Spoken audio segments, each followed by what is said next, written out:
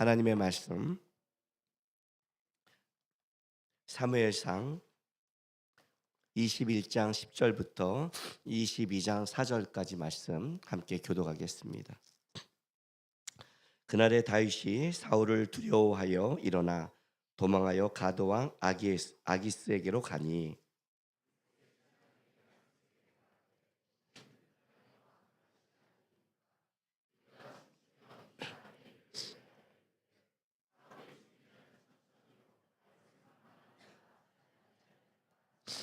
다윗이 이 말을 그의 마음에 두고 가드왕 아기스를 심히 두려워하여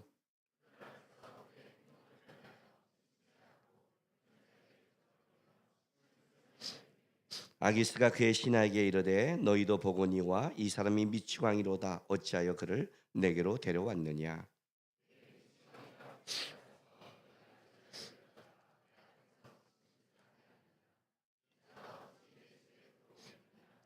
그러므로 다시 그곳을 떠나 아둘람 굴로 도망하며 그의 형제와 아버지의 온 집이 듣고 그리로 내려가서 그에게 이르렀고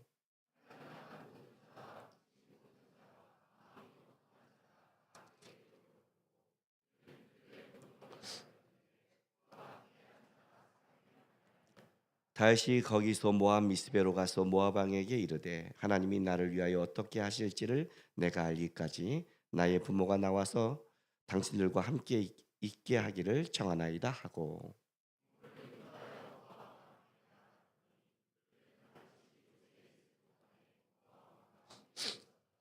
아멘.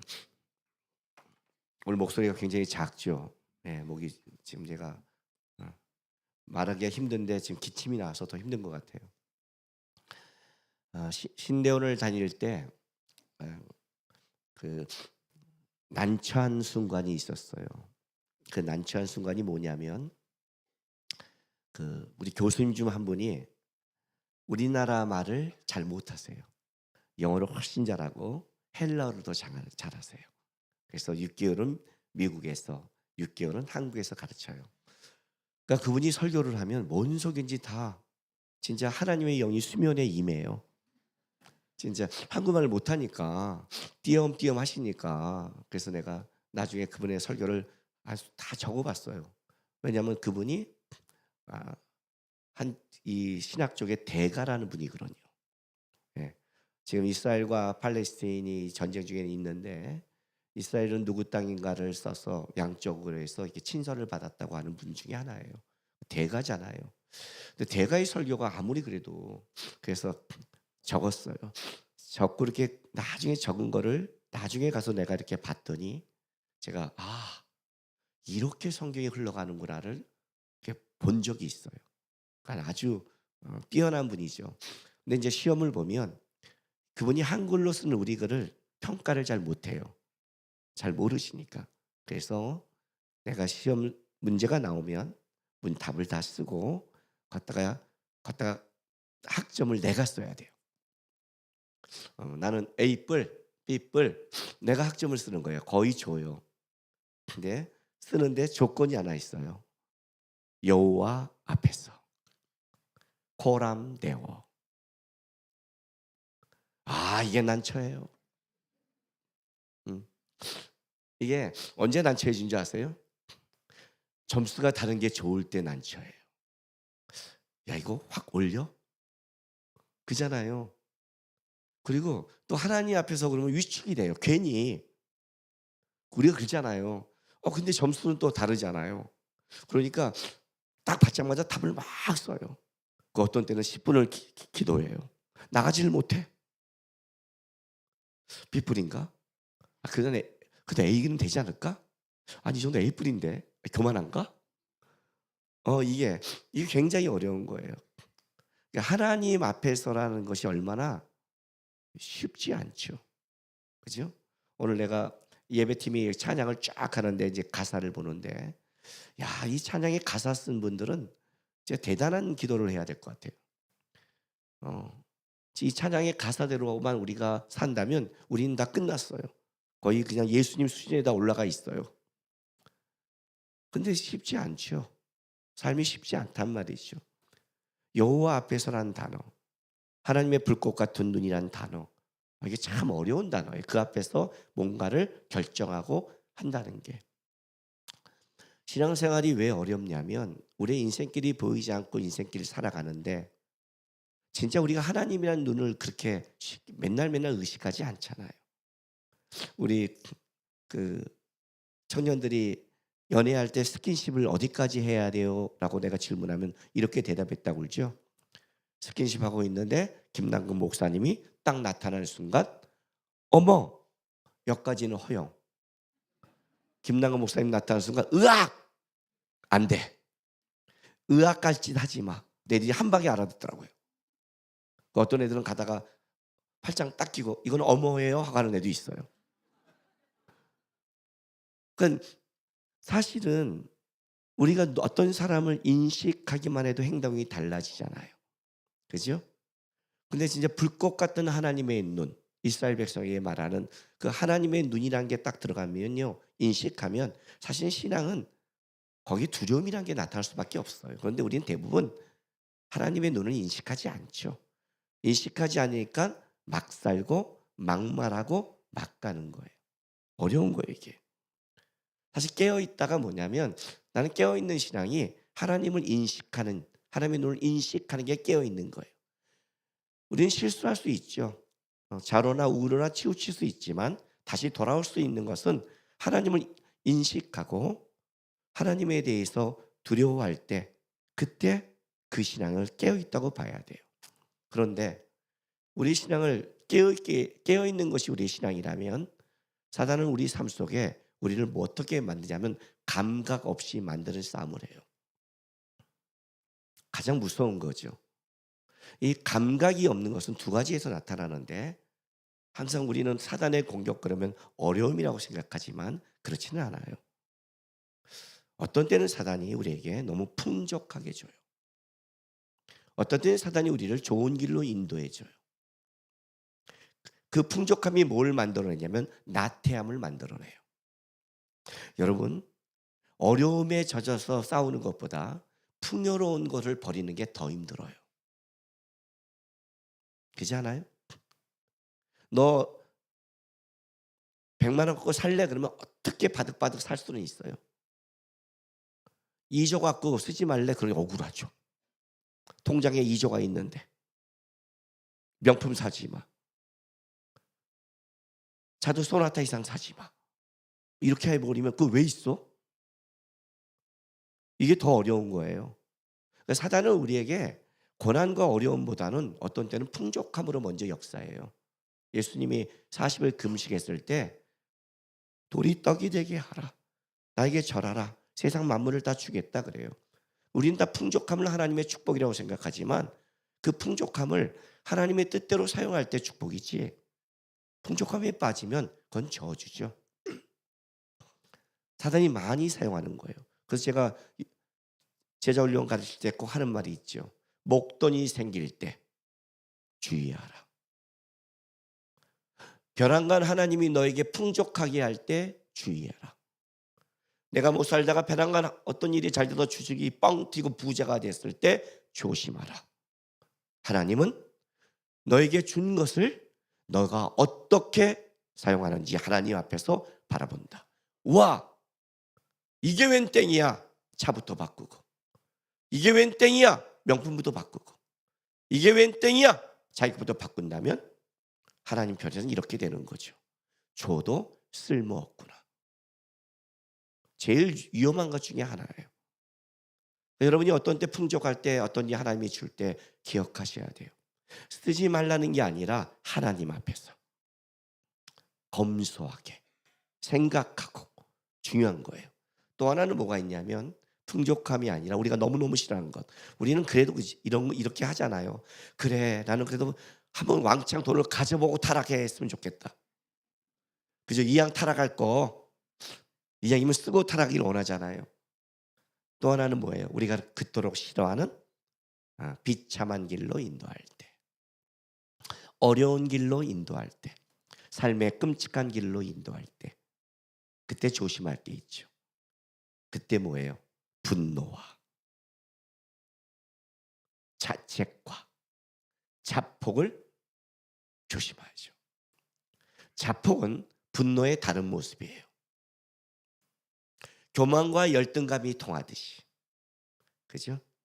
교만한다는 건 뭐냐면 내가 세상에 가진 걸 가지고 인간적인 마음으로 드러내는 거잖아요. 그게 없을 때는 열등감이 가는 거잖아요. 마찬가지로 내가 어려울 때 자폭은 약간 음성적으로 가는 거고 잠수 타고 우울한 거고, 그게 반대로 올 때는 분노로 오죠. 분노로. 뭐 내가 이렇게 살아서 뭐하나? 내 믿음 생활이 뭐였나? 내가 신앙생활 한다고 뭐하나? 결국 이렇게 될 건데. 아이 막 살지 뭐. 하나도 내가 원하는 대로 사는 게 좋지 뭐. 다 자기를 붙잡고 있는 데서. 어려움에 처할 때 가장 조심할 게 이거예요. 그래서 청년들에게, 특히 청년들은 젊을 때 이 혈기가 많으니까 성경의 청년들에게 항상 얘기하는 게 뭐예요? 근신하라. 혈기를 부리지 마라. 굉장히 강조하죠. 왜냐하면 청년 때는 에이씨 이렇게 하고 터져나는 게 더 강하니까. 그 어려움에 처할 때 가장 중요한 거예요. 오늘 우리가 읽은 이 본문은 다윗이 끔찍한 어려움에 처했을 때 걸어간 길이에요.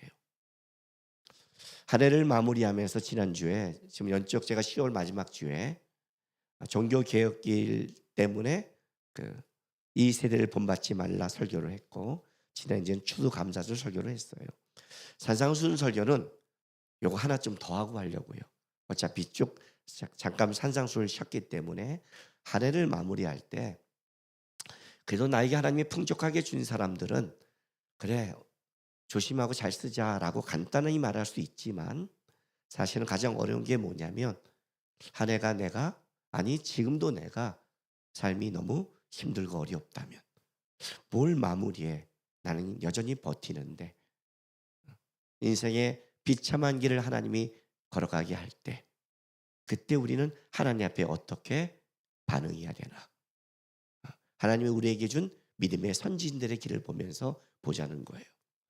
오늘 읽은 사무엘상 21장 10절 보세요. 말은 알아듣겠죠.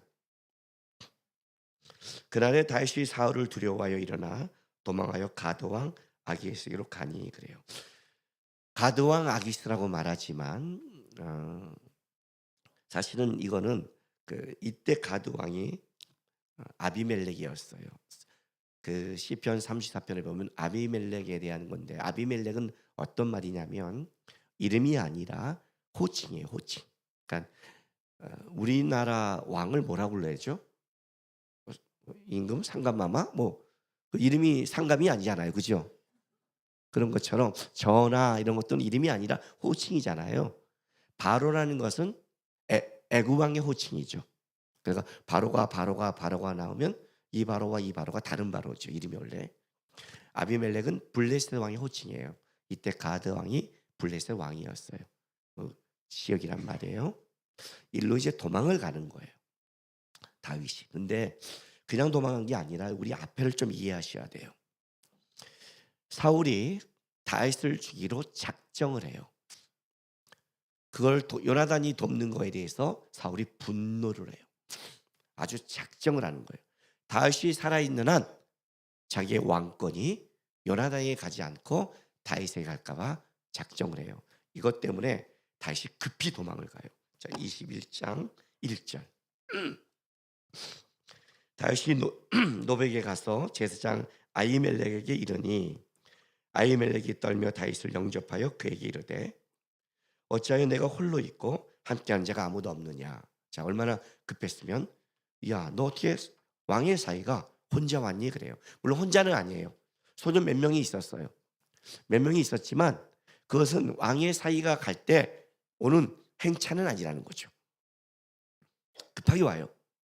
그래서 뭐라고 말하냐면 내가 밀명을 받았다, 왕에게. 몰래 가는 중이다. 거짓말을 하죠. 근데 내가 지금 뭘 먹지를 못했다. 그래서 진설병을 먹여주고 내가 지금 무기가 없다. 이래서 보세요. 8절 9절. 다윗이 아히멜렉에게 이르되 여기 당신이 수중에 창이나 칼이 없나이까. 왕의 일이 급함으로 내가 칼과 무기를 가지지 못하였나이다 하니 제사장이 이르되 내가 엘레 골짜기에서 죽인 블레셋 사람 골리앗의 칼이 보자기에 쌓여 에봇 뒤에 있으니 내가 그것을 가져가거든 가지라. 여기는 그거밖에 다른 것이 없느니라 하는지라. 다윗이 이르되 그 같은 것이 없나니 내게 주소 하더라 그래요. 자, 이거 말이 안 되죠. 아무리 밀명을 받아도 아니 무기를 안 가질 아히멜렉이 알았을 거예요. 근데 이 골리앗 쓴 칼은 다윗이 하나님 앞에서 이긴 상징적인 거잖아요. 골리앗 갓을 주는 거예요. 그걸 가지고 어디로 도망가요? 가드로 가는 거예요. 골리앗을 죽였다는 칼은 다윗에게 있어서는 뭐냐면 하나님이 나에게 역사했다는 상징이에요. 여러분 그런 적 있지 않아요? 내가 인생을 살아갈 때 야 진짜 하나님 나 사랑하나? 나 하나님 안에 있나? 하나님 날 지키나? 그럴 때 있지 않으세요? 어떻게 회복하세요? 제가 이런 말 하죠. 과거에 하나님을 깊게 만나지 못한 사람은 현재에 흔들린다. 왜? 현재에 흔들렸을 때 과거를 봤더니 과거에도 하나님을 만난 적이 없어. 하나님 안 계신 것 같잖아요. 근데 과거에 하나님을 깊게 만난 사람은 아니야. 계셨어. 역사했어. 그건 내 힘으로 한 게 아니야. 그렇다면 하나님이 계시죠. 그래요. 그래서 하나님을 체험한다는 건 굉장히 중요해요. 그게 골리앗 사건이죠. 물맷돌로 당대 장군을 이겼다는 것은 다윗이 야 내 실력이 있어가 아니에요. 다윗이 하나님이 나를 도왔어요. 그때도 고백했고 그 칼을 잡았다는 건 뭐냐면 정처 없이 도망하는 길에 하나님이 자기를 지켰다는 상징성을 잡은 거예요. 문제는 뭐냐? 골리앗이 가드 사람이란 말이죠. 그 칼을 가지고 왔다는 건 또 미친 짓이죠. 그렇죠? 도망가면서 하나님이 나를 지켰다는 상징도 필요했겠지만 실제 간 지역은 그걸 가슴 깊이 기억한 지역이었어요. 지금 이 다윗이 도망갈 때가 골리앗을 죽이고 나서 3년에서 4년 지났어요. 그런데 딱 다윗이 넘어오자마자 11절 보세요. 아기스의 신하들이 다윗에게 말하되 이는 그 땅의 왕 다윗 아니니까 우리가 춤추며 이 사람이 이를 노래하여 이르되 사울이 죽인 자는 천천히요 다윗은 만만이로다 하지 아니하였나니까 한지라. 자, 골리앗을 죽이고 다윗이 돌아왔을 때 이스라엘 사람들이 이렇게 화를 합니다. 사울이 죽인 자는 천천히요 다윗이 죽인 자는 만만이다. 그죠? 근데 이것을 골리앗을 이 죽인 사건을 블레셋 사람들이 기억하고 있는 거예요. 이건 대단한 거죠. 그들에게도. 그 다윗이 골리앗을 갖고 넘어왔어요. 이건 거의 미친 데 아니에요? 그들도 이렇게 뿌리 깊게. 여러분 이순신 장군하면 우리에게 명장이지만 일본 사람들에게는 별로 안 좋은 기억이죠. 그죠? 다윗 그러면 하나님이 쓴 사람이지만 블레셋 입장에서는 자기의 역대급 장군을 죽인 자 아니에요. 끔찍한 사건이죠. 이걸 다윗이 듣고 나자 다윗이 어떻게 하냐면 살려고 미친 척을 하는 거예요. 미친 척을. 13절 보세요. 그들 앞에서 그의 행동을 변하여 미친 체하고 대문짝에 그적거리며 침을 수염에 흘리매. 네, 내가 사투리라는 느낌이네.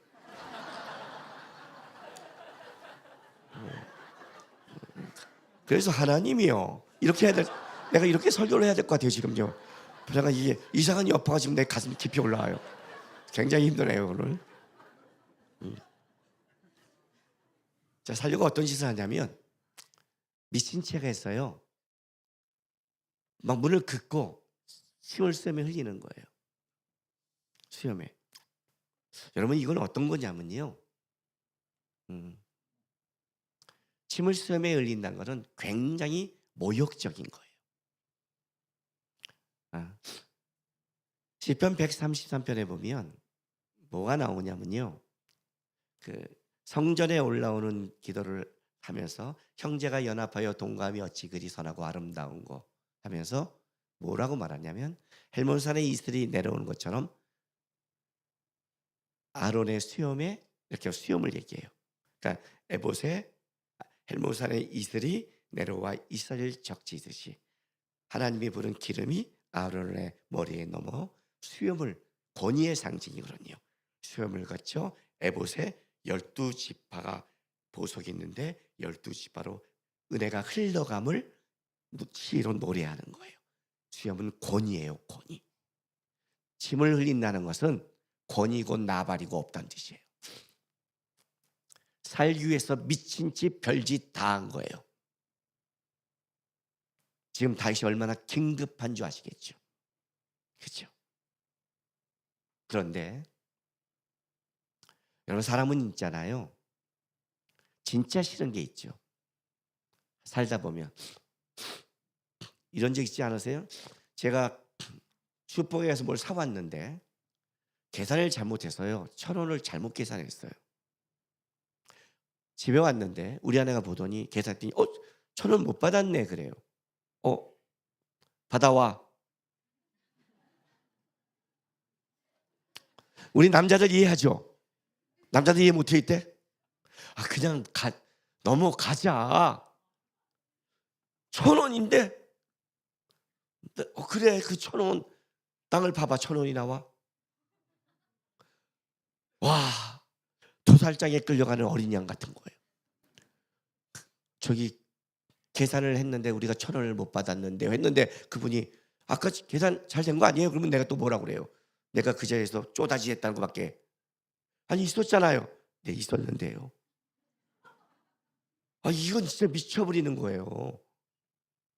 이런 경우가 제가 있었어요.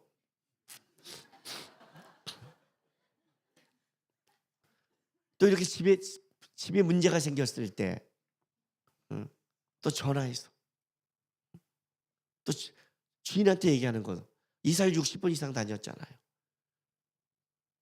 주인이 60번 이상 바뀌었잖아요. 이거 전화하는 게 저는 너무너무 싫은 거예요.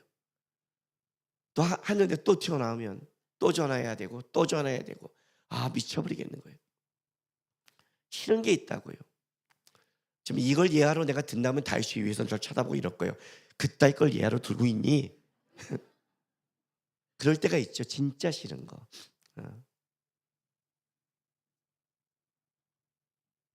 다윗은 어떻게 등단하냐면 사울이 악신이 들렸을 때 그 앞에 가서 노래하는 자가 돼요. 하나님을 찬양하며 악신을 쫓아내요. 그리고 하나님을 떠난 자의 모습을 알아요. 하나님을 떠난 자가 얼마나 진짜 미친놈 같은지를 옆에서 본 자가 다윗이에요. 그런데 자기가 살려고 하나님 앞에 그렇게 열심히 살았는데 그 미친 짓을 해야 되는 거예요. 거기까지 하나님이 낮춘 거예요.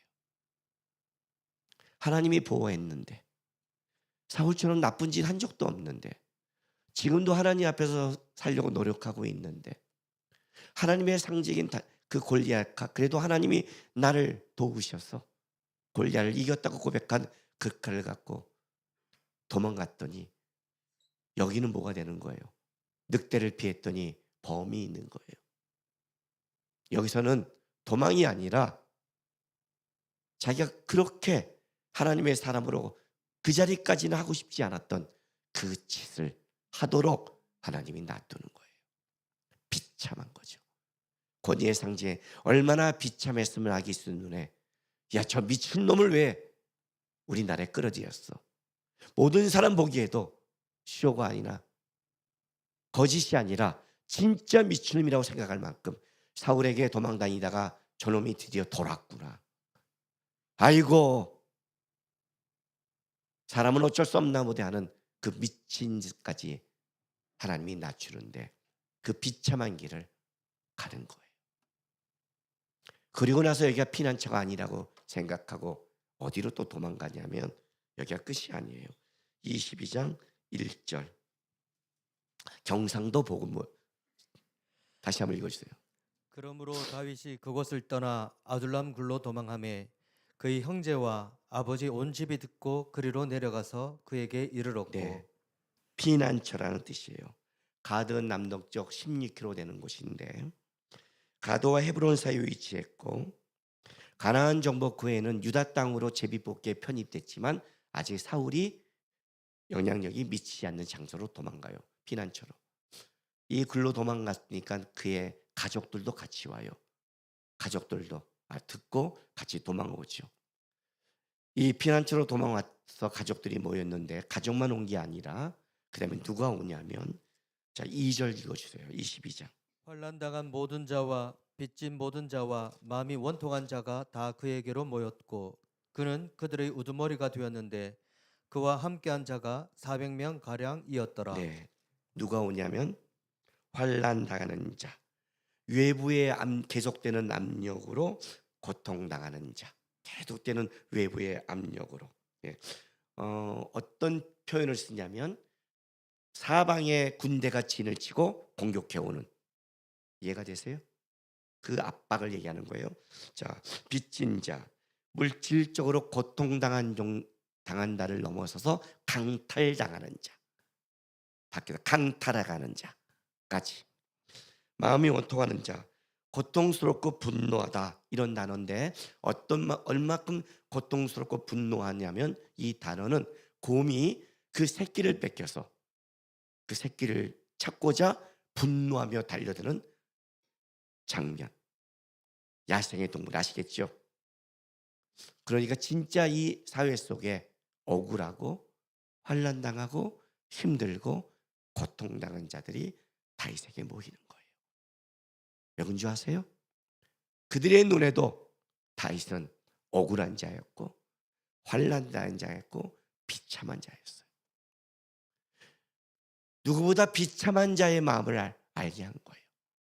하나님이 왕으로 세우기 전에 가진 자의 힘을 아는 게 아니라 하나님의 마음이 어디에 있는지를. 그래서 사람을 얻어요.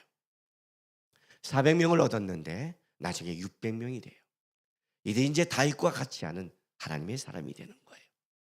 우리가 낮아지고 비참해질 때 왜 자포가면 안 되고 왜 막삼은 안 되고 왜 하나님을 떠나면 안 되냐면 그렇게 가버리면 자기밖에 안 남아요.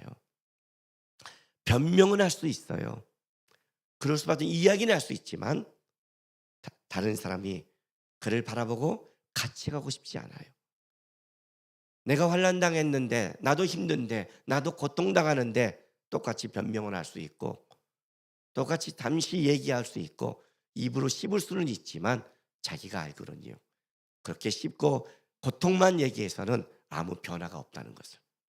그런데 그걸 버티는 자가 있다면 그 사람들은 그 버티는 자와 함께하고 싶은 거는 자기들도 이겨내고 싶은 소망이 있는 거예요. 다시 드디어 지도자가 되기 시작했어요. 근데 다윗의 끝이 여기냐? 아니에요. 더 내려가요. 22장 3절 읽어주세요. 다윗이 거기서 모압 미스베로 가서 모압 왕에게 이르되 하나님이 나를 위하여 어떻게 하실지를 내가 알기까지 나의 부모가 나와서 당신들과 함께 있게 하기를 청하나이다 하고 네, 모압 지방까지 내려가요. 자, 여러분 제 손을 보세요. 여기가 이스라엘 땅이에요. 마이크가 사이에요. 모압은 여기 있어요. 반대. 이해되세요? 이 반대까지 완전히 도망간 거예요. 여기는 자기의 증조모인 룻의 고향이에요. 증조모 룻의 고향이에요. 갔겠죠, 살려고. 그런데 우리가 알다시피 룻기에 보면 엘리멜렉이 가나안 땅에 흉년이 들자 살려고 도망간 것이 모압이에요. 가장 먼 것. 그러나 신명기에 보면 하나님의 총에 들어오지 못한 자가 암몬과 모압이죠. 그렇죠? 그러니까 저주받은 족속이죠. 예배 못 드리는 족속이잖아요. 모압까지 갔다는 것은 도망갈 만큼 도망갔고 피할 만큼 피했고 갈 때까지 갔다는 거예요. 계속. 이스라엘 땅에서 가드로, 아둘람굴로, 모압으로. 거기에 사람을 얻었지만 가족과 진짜 이제는 더 이상 도망갈 것이 없는 데까지 도망가요. 그래서 다윗이 이렇게 고백을 해요. 그냥 간 게 아니라 내가 여기서 하나님의 뜻을 알기까지 나는 움직이지 않겠다. 여러분, 이거 굉장히 귀한 고백이에요. 바다 끝에 가서 숨쉬지 못할 만한 고통이 있는데도 내 혈기와 감정이 아니라 하나님의 뜻을 알기까지 움직이지 않겠다고 고백하는 것은 굉장한 신앙이에요. 나중에 여기 있을 때 22장 5절 읽어주세요. 선지자 갓이 다윗에게 이르되 너는 이 요새에 있지 말고 떠나 유다 땅으로 들어가라. 다윗이 떠나 헤렛 수풀에 이르니라. 네, 선지자 같이 와서 하나님의 말씀을 전할 때까지 비참에 이를 때 계속 낮아지는 와중에 맨 마지막에 다윗의 고백은 이거예요. 나는 하나님의 뜻을 알기까지 섣불리 움직이지 않는다는 거예요. 계속 도망가고 살기 위해 갔지만 몸은 움직이는데 마음은 지키고 있는 거예요. 여러분, 이 도망간 이 사건, 이 가드 왕 아기스 앞에서 미친 척하고 내려간 다음에 다윗이 어떤 고백을 한 줄 아세요? 어떤 고백을 할까요? 침 흘리고 미친 척하고 거기까지 하나님이 낮아져 하면 낮아져서 미친 척을 다 하고 끔찍하게 내려갔는데 그간 하나님 앞에 쓴 시가 시편 34편이에요. 찾아보세요.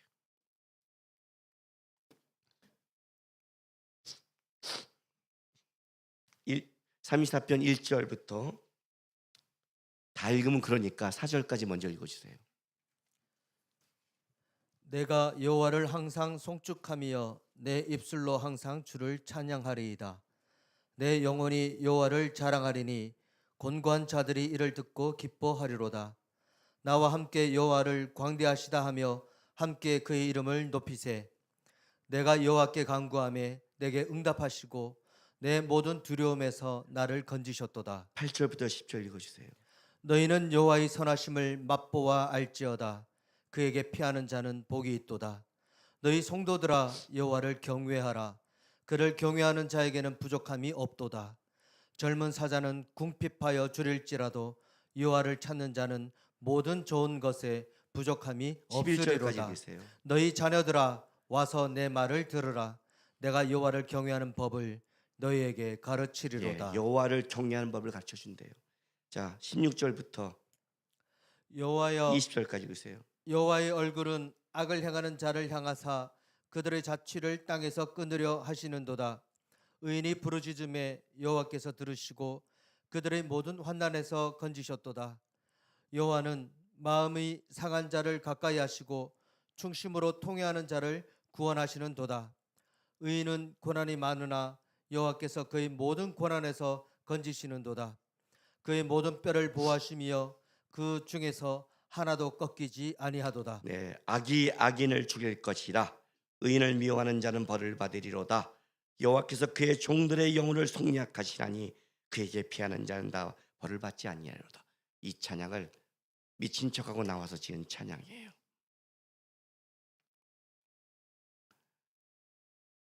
여러분, 신앙생활은요 마음으로 하는 거 아니에요. 아셨어요? 나는 성도들이 하나님 앞에 신앙생활할 때 이렇게 말해요. 제가 하나님 향한 마음이 있습니다. 진심이 있습니다. 필요 없어요. 여러분의 마음 진심 상황에 따라 변할 수 있는 거예요. 그건 신앙이 아니에요. 신앙은 뭔지 아세요? 행동으로 하는 거예요. 진심 없어도 돼요. 그냥 전심하세요. 다윗처럼 낮아지고 무너져도 하나님의 길을 떠나지 않으면 돼요. 있을 자리에 있고 할 거를 하고 주님 앞에 있는 거예요. 삶이 있는 거예요. 그냥 그게 신앙이에요. 그런 자는 하나님이 악에서 보호하고 결국 해요. 비참에 이를 때, 어려움의 길 위에 있을 때 명심하세요. 왜 하나님 이 길을 나에게 줬습니까? 다른 말로 할게요. 그 길 마음에 안 든다는 거잖아요. 여러분 주인 되고 싶은 거잖아요. 여러분 마음대로 하나님 이용하고 싶은 거잖아요. 그걸 여러분이 지금 입으로 삶으로 증명한 거잖아요. 그거 신앙 아니에요, 여러분. 왜 다윗이 하나님의 마음에 합한 자인 줄 아세요? 이래서 합한 거예요. 여호와에게 피하는 자는 복이 있대요. 이게 피하는 거예요? 이게 피하는 거냐고요. 사울에게 피했더니 더 끔찍한 일을, 진짜 하고 싶지 않은 거를 하게 하시는데 그게 피하는 거예요. 아둘람굴로 도망갔더니 가족까지 도망을 와요. 나 때문에 내 가족까지 비참해져요. 그게 피하는 거예요. 모압 제강까지 내려갔어요. 끔찍하게. 사사기의 타락을 다룰 때 그 타락 속에 살려고 도망간 자. 사사기의 타락은 그래도 이스라엘 땅에 있었잖아요. 근데 엘리멜렉은 이스라엘 땅도 벗어난 타락자. 그게 룻기 아니에요. 신앙은요, 미친 척 하더라도 하나님이 미친 척 하라면 미친 척 하고 울라면 울고 속이 터지라면 터지고 낮아지라면 낮아지고 끔찍한 길을 가라면 가면서 그냥 하나님 뜻 묻는 거예요. 벗어나지 않는 것. 그걸 신앙이라고 해요. 비참에 이를 때, 어려움에 이를 때 자폭이나 감정을 따라 가지 마시고 다윗처럼 놀라운 찬양을 하지 않는다 할지라도 하나님이 말씀할 때까지 미친 상황이라면 미치고 도망가라면 도망가고 울라면 울고 그 자리에 버티면서 하나님 뜻 안에 있겠습니다. 그런 신앙 되고 하나님의 고백하는 여러분 되시기를 바랍니다. 기도하겠습니다. 다 같이 다짐해 기도하겠습니다. 하나님, 내 인생을 하나님이 어떻게 인도할지 모르지만 어딜 가도 주님 뜻 안에 있으려고 노력하겠습니다. 힘들고 어려우면 겪겠습니다, 주님. 당하겠습니다. 그러나 하나님은 떠나지 않겠습니다. 저를 결국 다윗처럼 인도하시고 고백해 하는 인생으로 삼아달라고 다 같이 기도하며 나가겠습니다. 기도하겠습니다.